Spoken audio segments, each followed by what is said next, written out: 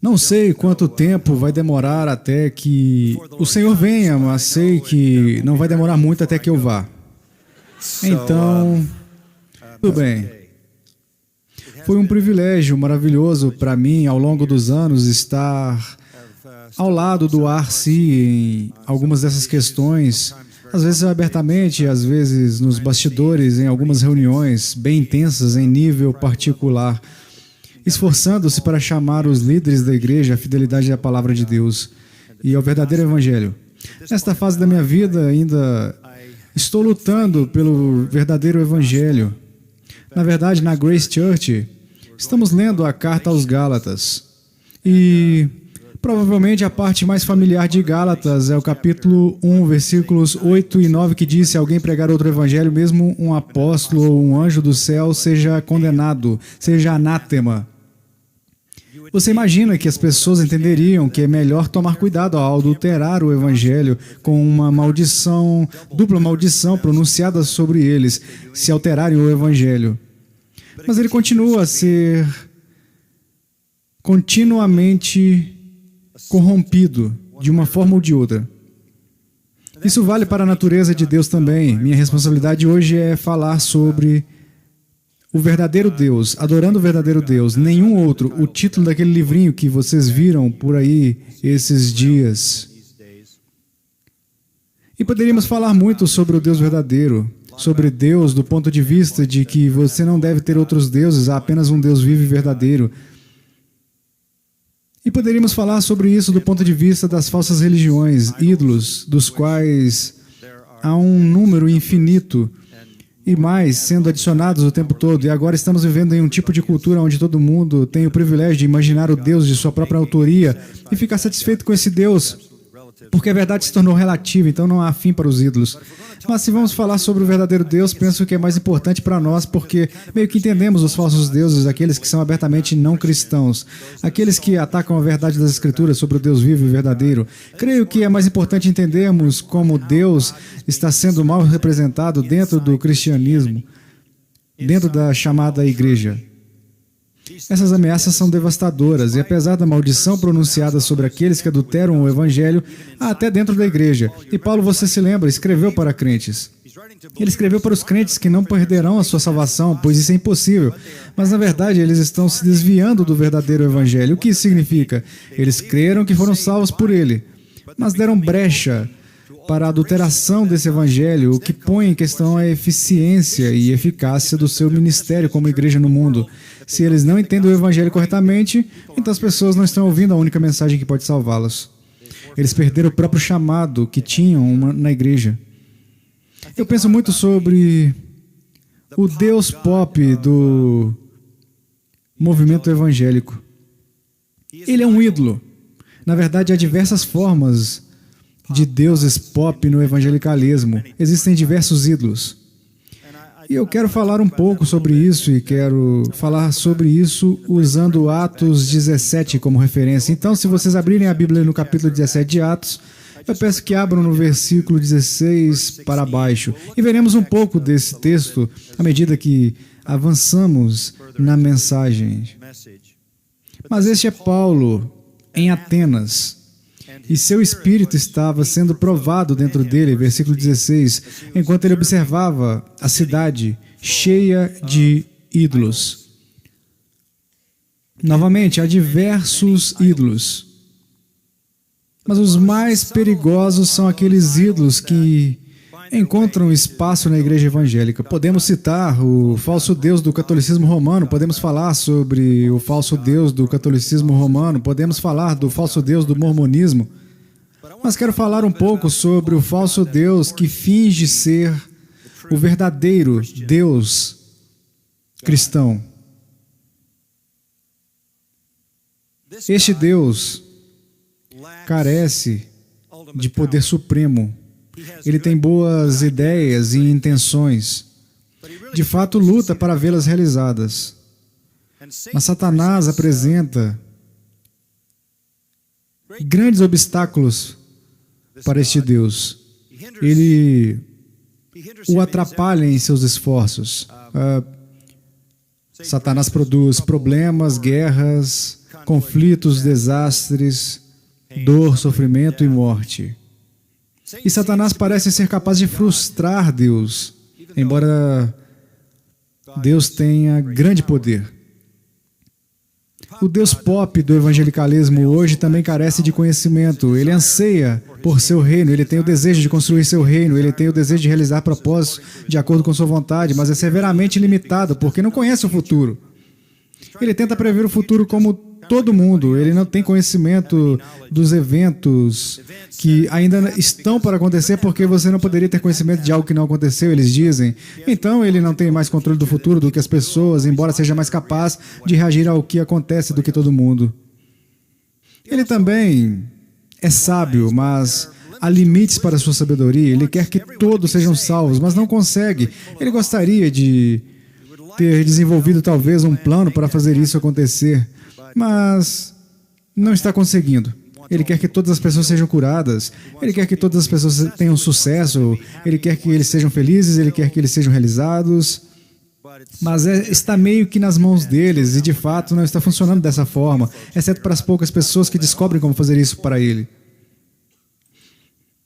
Ele também tem algumas deficiências na santidade, porque falha em reconhecer que o pecado merece punição e trata todos os pecadores com algum tipo de amor incondicional, sentimental e piedoso, tanto que simplesmente não enviaria pessoas boas para o inferno. Ele tem alguma autoridade, mas carece de autoridade total. Ele, de fato, não é soberano sobre todas as pessoas, toda a criação, todos os eventos e todas as experiências. Ele afirma ser, mas, na verdade, é uma reivindicação vazia, porque qualquer autoridade que ele tenha, quaisquer prerrogativas que exerça, quaisquer escolhas que faça, quaisquer direitos que possua, acaba sendo subordinado aos direitos, escolhas, prerrogativas e autoridade das pessoas. Se ele tem algum bem para oferecer às suas criaturas, ele deve oferecê-lo igualmente a todos eles. Isso é justo, e cada pessoa deve então decidir por si mesma se vai aceitar o que Deus oferece. Deus acaba tendo menos liberdade do que o homem. Pelo menos o homem pode escolher o que quer. Deus quer as coisas, mas não pode realizá-las.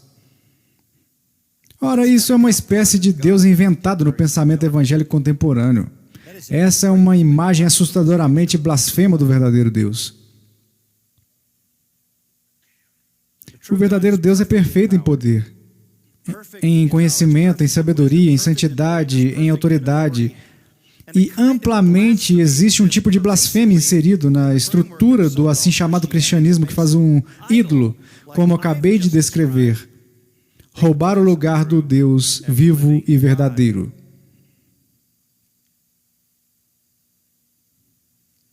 Há alguns anos lançaram um livro chamado O Segredo. Algum de vocês já ouviu falar de O Segredo?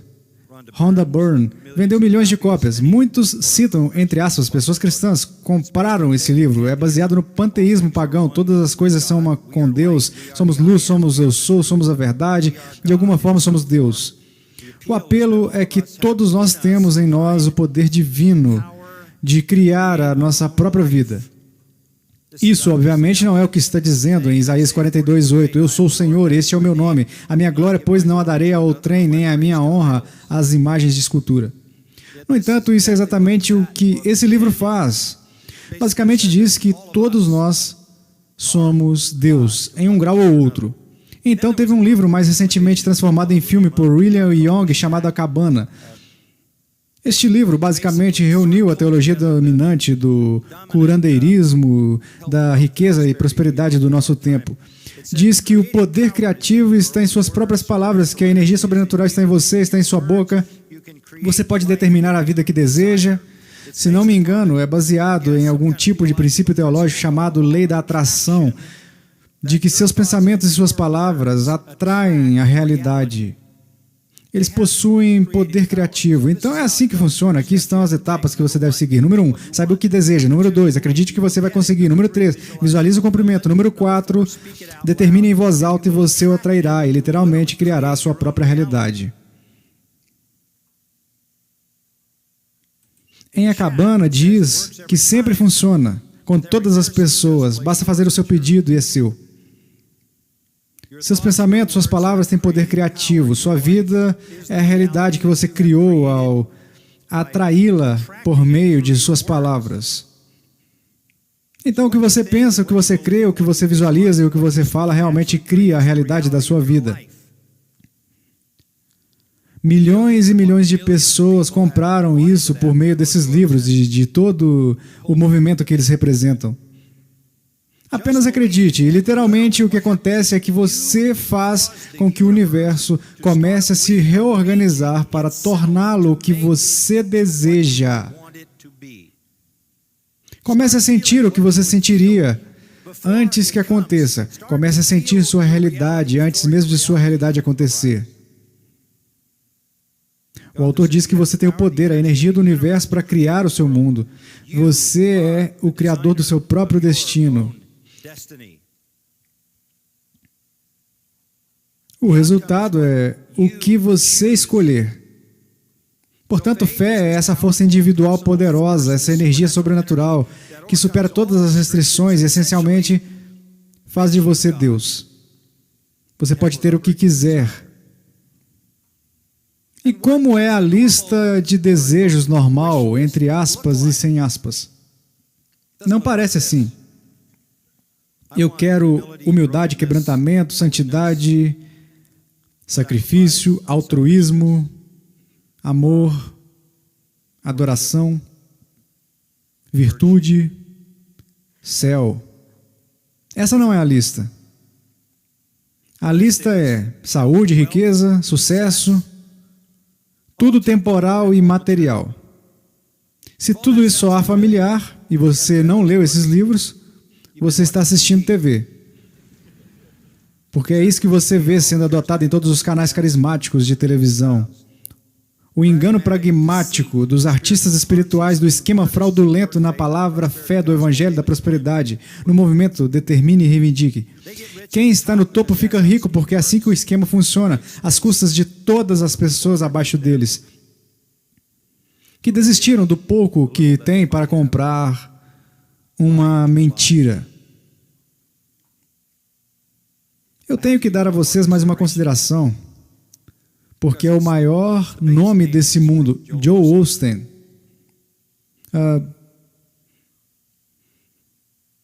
Michael Horton disse em Cristianismo Sem Cristo que Osteen alcançou o duvidoso sucesso de tornar o movimento Determine e Reivindique de Copeland e Benny Hinn a corrente principal. Como o resto, Joel Osteen é um religioso pagão. Ele é um legalista, quase panteísta. Pelo menos é assim que ele fala.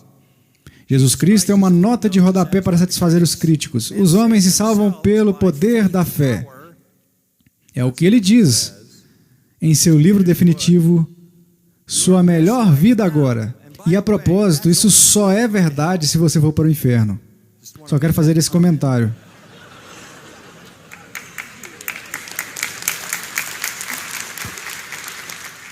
Se esta é minha melhor vida, não diz muito sobre o meu futuro. Ouça o que Joel Osteen diz. Se você se desenvolver, estou citando, se você desenvolver uma mentalidade de sucesso, saúde, abundância, alegria, paz e felicidade na Terra, nada será capaz de te roubar essas coisas. Aqui está outra citação. Todos nós nascemos para a grandeza terrena. Você nasceu para vencer. Você nasceu para ser um campeão. Deus quer que você viva em abundância. Ele quer dar a você os desejos do seu coração. Antes de sermos formados, Ele nos preparou para vivermos uma vida abundante, para sermos felizes, saudáveis e completos. Mas quando o nosso pensamento se desvia disso, ele não está mais alinhado com a palavra de Deus. Aqui está outra citação. Tenha um pensamento positivo e Deus realizará seus desejos. Ele o considera uma pessoa forte, corajosa e bem-sucedida. Você está a caminho de um novo nível de glória.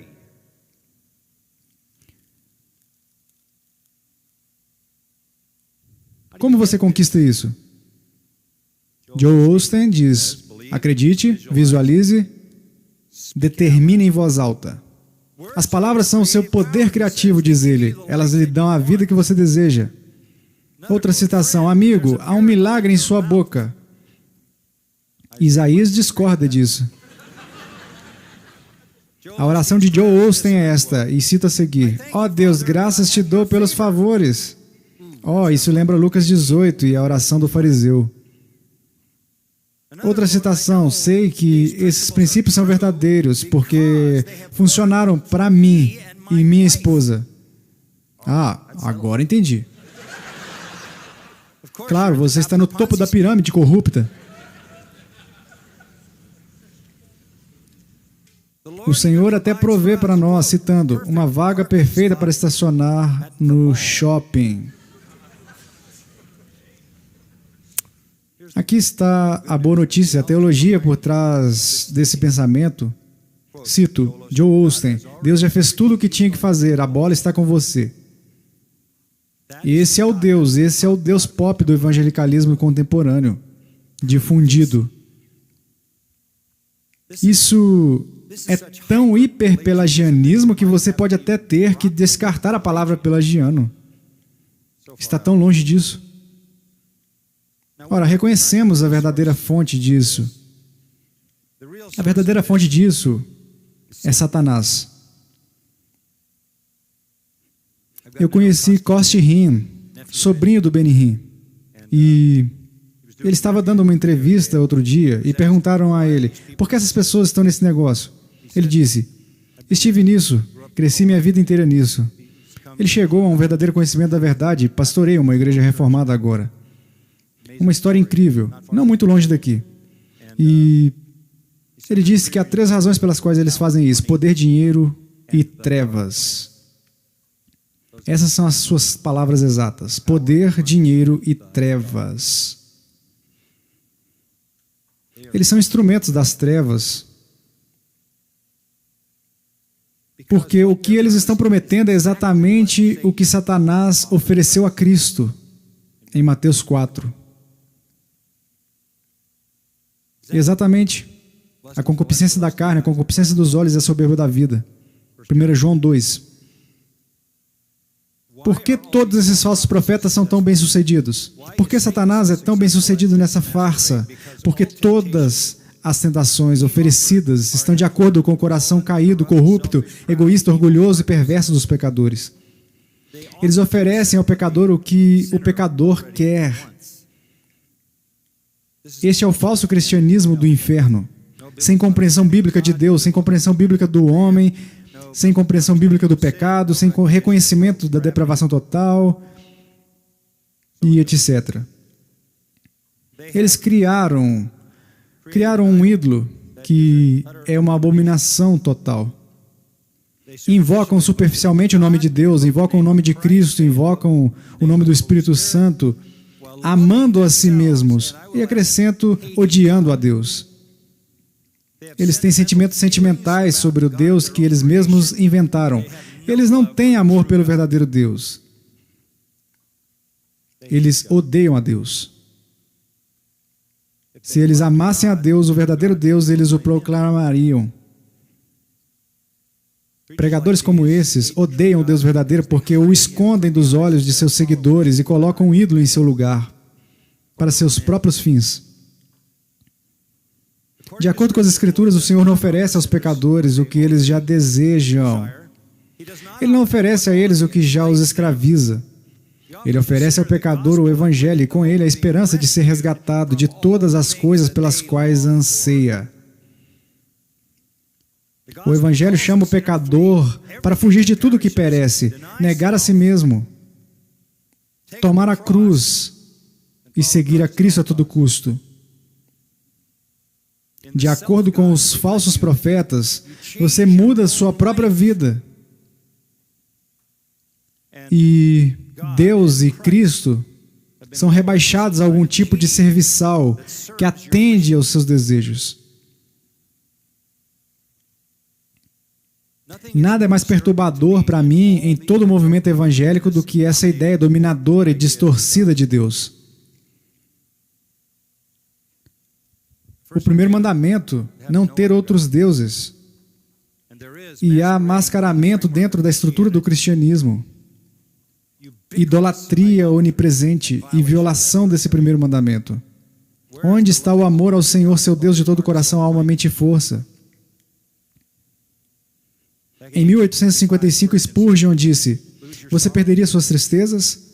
Afogaria suas preocupações? Então mergulhe no mar mais profundo da divindade.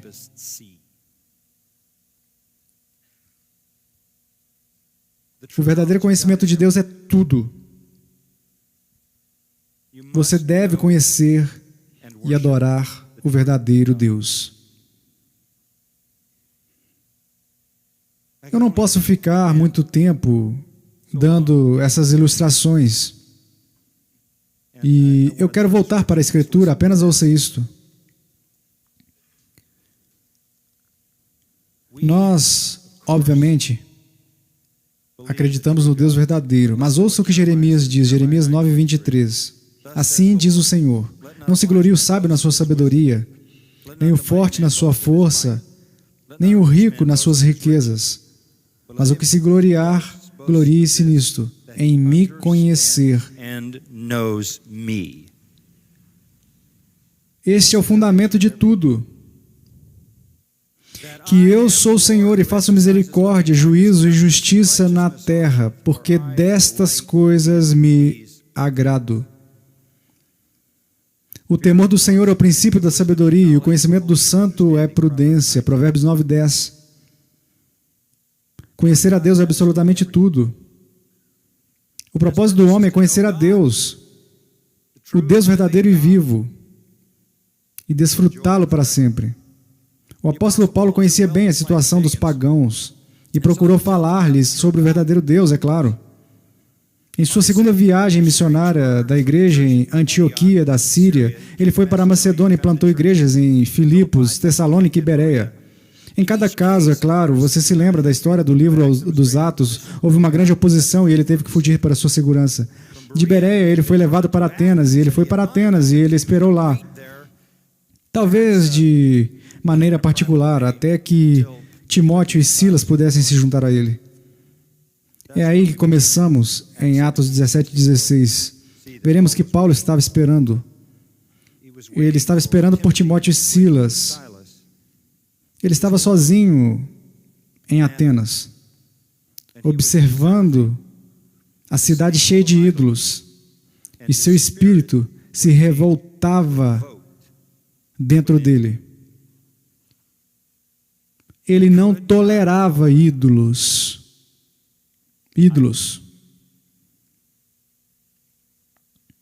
Ele foi para o Areópago. O Areópago era a Suprema Corte de Atenas, a mesma corte onde Sócrates foi julgado e condenado.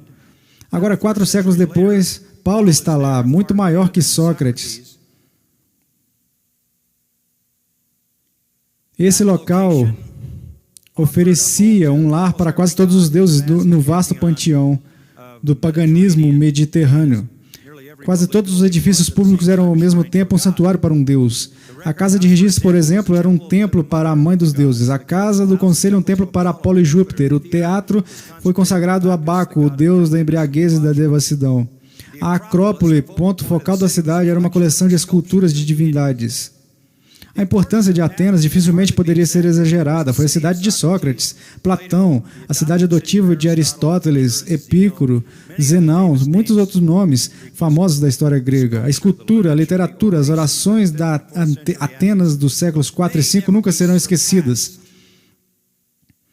Com tudo isso, Atenas era uma mistura de tirar o fôlego com design arquitetônico. Você ainda pode ver um pouco disso nas ruínas, um espetáculo natural, montanhas e mar, gênio artístico, uma visão de esplendor em mármore e ouro, o epítome da realização humana e repleto de religião. Mas era tudo um monumento ao homem e à falsa religião. Para aquela grande cidade vem Paulo. Ele é odiado, ele está sozinho. Ele é perseguido, ele é caçado.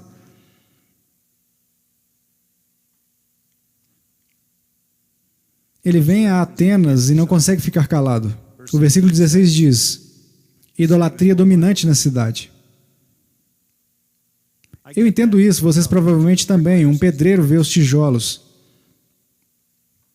Um gari vê as ruas. Um lavador de janelas vê as janelas. E um pregador do Evangelho vê o pecado e a desesperança. Seu espírito se revoltava dentro dele. Toda essa falsa religião despertou suas emoções. A religião difundida naquela cidade o fazia sentir dores agonizantes. Muito cedo em minha vida, há muito tempo, li algumas coisas sobre Henry Martyn, o missionário na Índia. Eu guardei isso. Henry Martyn foi para a Índia e entrou em um templo hindu. Ele saiu do templo hindu e escreveu em seu diário essas palavras. Isso despertou mais horror em mim do que posso expressar. Fiquei com a alma cortada por essa blasfêmia. E a propósito, no templo hindu, disse Martyn, tinha uma imagem de Cristo ajoelhado diante de Maomé, em um templo hindu. Martyn disse, eu não poderia suportar a existência se Jesus não fosse glorificado. Seria um inferno para mim, se ele fosse sempre desonrado assim. Quando questionado sobre o motivo, ele respondeu, se alguém arrancar seus olhos, não há como dizer por que há dor. É um sentimento. Estou terrivelmente ferido porque sou um com Cristo. Fecha aspas. Sentimos essa agonia quando Deus é mal representado? Quando Cristo é mal representado? Paulo sentiu. Ele respondeu a esse sentimento no versículo 17, por isso dissertava na sinagoga entre os judeus e os gentios piedosos, também na praça todos os dias, entre os que se encontravam ali. A única resposta que poderia dar era ir imediatamente no meio da população onde seria acolhido, e isso começaria pela sinagoga, porque ele era judeu, e falaria do Evangelho. Obviamente, ele foi tratado com desprezo. Versículo 18. E alguns dos filósofos epicureus e estoicos contendiam com ele, havendo quem perguntasse, que quer dizer esta tagarela? E outros parecem pregador de estranhos deuses, pois pregava a Jesus e a ressurreição. Então, tomando-o consigo, o levaram ao Areópago, dizendo, poderemos saber que nova doutrina é essa que ensinas? Então, os epicuristas não gostam disso. Epicuro, 340 anos antes de Cristo, um famoso filósofo de Atenas, acreditava que tudo acontecia por acaso. A morte era o fim absoluto da existência. Isso é uma forma de materialismo. Não há vida após a morte, acreditavam os epicuristas, e assim, você apenas vive sua vida ao máximo, porque o prazer é o principal objetivo da vida. Seque e morra. Os estoicos, mais ou menos na mesma época, vieram de Zenão, o filósofo, chamado de estoicos por causa de estoa, que era uma palavra para o pórtico no qual Zenão ensinava em Atenas. Eles acreditavam que tudo era Deus, uma crença panteísta, tudo era determinado pelo destino. E, de vez em quando, eles diziam, o mundo se desintegra e começa tudo de novo.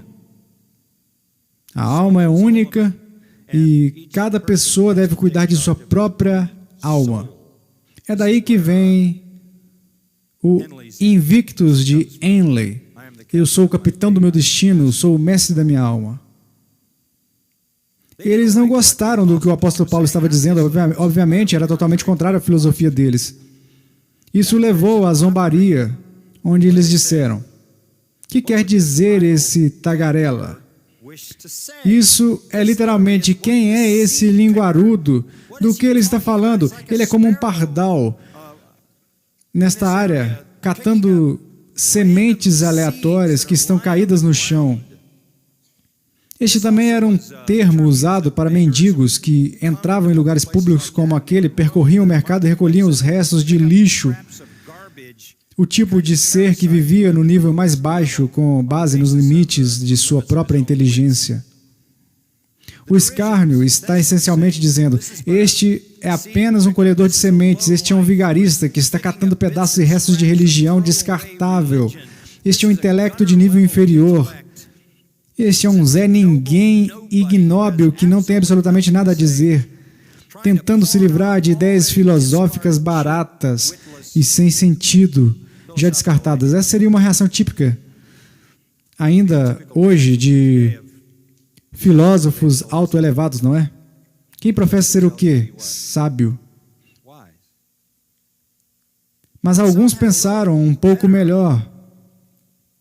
Parece pregador de estranhos deuses.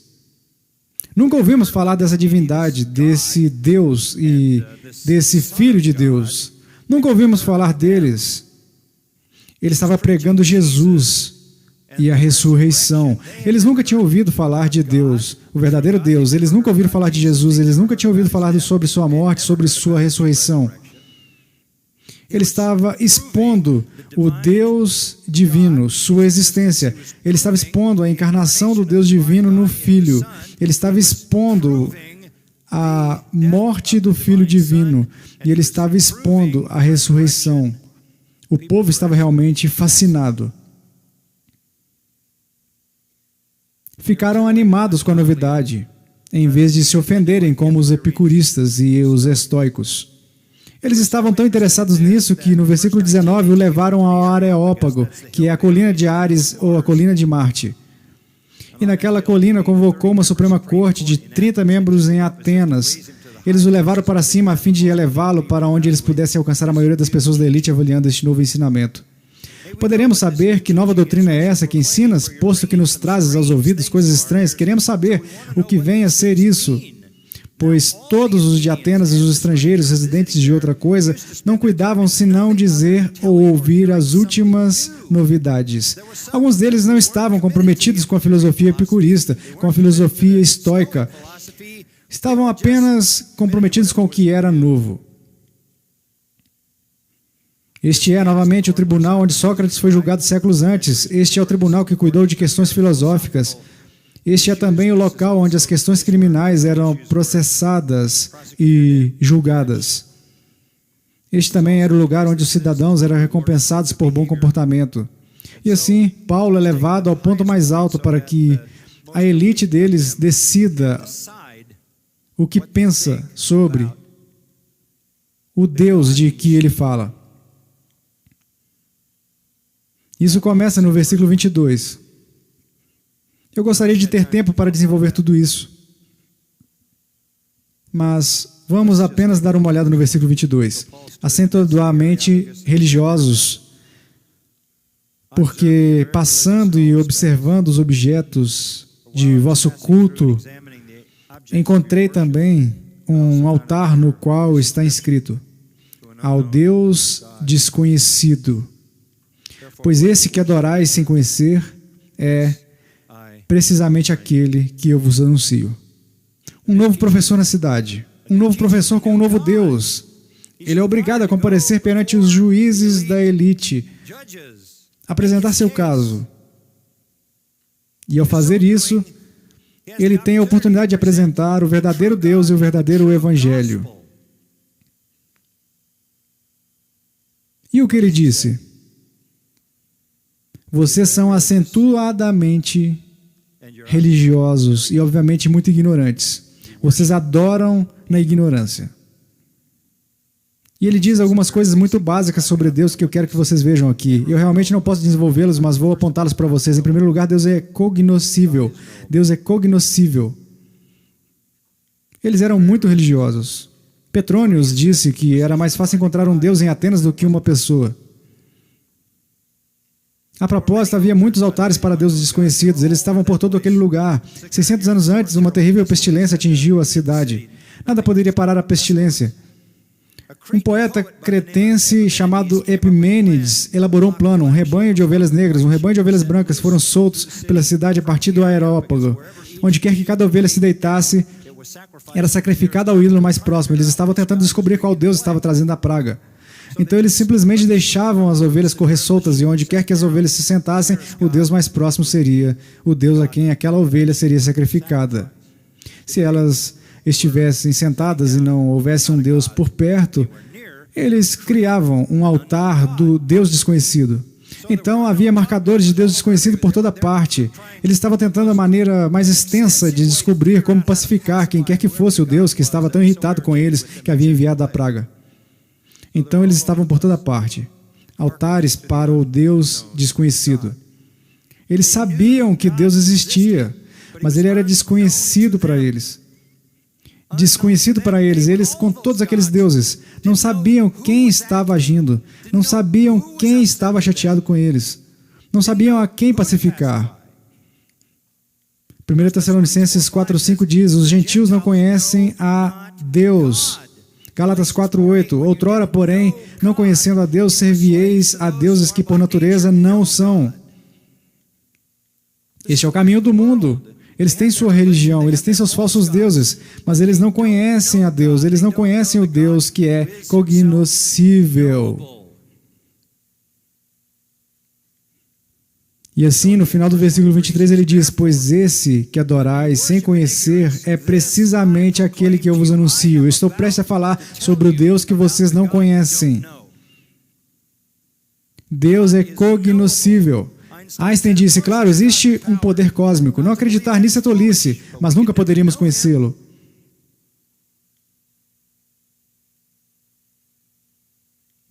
Deus é desconhecido para o mundo, Deus é desconhecido para aqueles fora do seu reino, mas ele pode ser conhecido.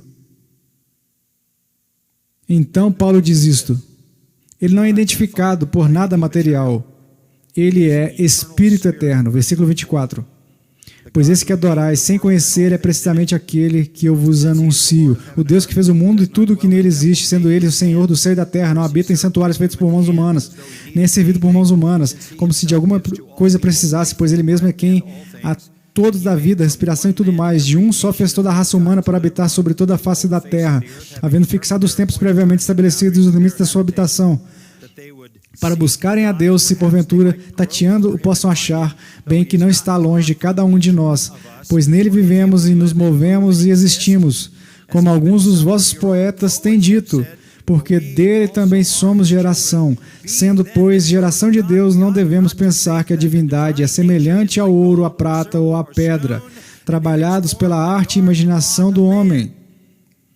Então ele diz que Deus é cognoscível e Deus é o Espírito Eterno. Ele não é algo que você cria. Ele começa dizendo, como o Espírito Eterno, ele é o Criador, o Deus que criou. Ele é o dono, o Senhor do céu e da terra. Ele é transcendente, não habita em templos feitos por mãos. Ele é o sustentador de tudo o que ele fez. Ele dá vida e respiração a todas as pessoas e todas as coisas. Ele não precisa de nada. Ele é o soberano. Versículo 26. De um só fez toda a raça humana para habitar sobre toda a face da terra, havendo fixado os tempos previamente estabelecidos e os limites da sua habitação. Em outras palavras, ele é o soberano sobre todas as pessoas. Ele tem em seu controle o destino dos homens e das nações. Este é o Deus verdadeiro, o Deus que vocês não conhecem. Ele é iminente. Para buscarem a Deus, se porventura tateando, possam achar, bem que não está longe de cada um de nós, pois nele vivemos e nos movemos e existimos. Como alguns dos vossos poetas têm dito, porque dele também somos geração. Ele se fez visível, ele está em sua criação. Ele não é apenas visível como Criador, mas ele vive em sua criação. Ele é a teoria de tudo que Stephen Hawking não consegue encontrar. Ele mantém todas as coisas juntas por seu próprio poder, de uma maneira invisível e não perceptível a qualquer exame científico. Salmo 145, 18. Perto está o Senhor de todos os que invocam, de todos os que o invocam em verdade. Ele é transcendente e imanente. Deus é cognoscível. Você pode conhecer o Criador, o dono, o governante, o sustentador de toda a vida. Ele é transcendente, o Espírito Eterno infinitamente maior que sua criação e fora dela, mas ao mesmo tempo vivo dentro dela e próximo de todos que desejam conhecê-lo. Mas você deve deixar seus ídolos e vir para o verdadeiro Deus.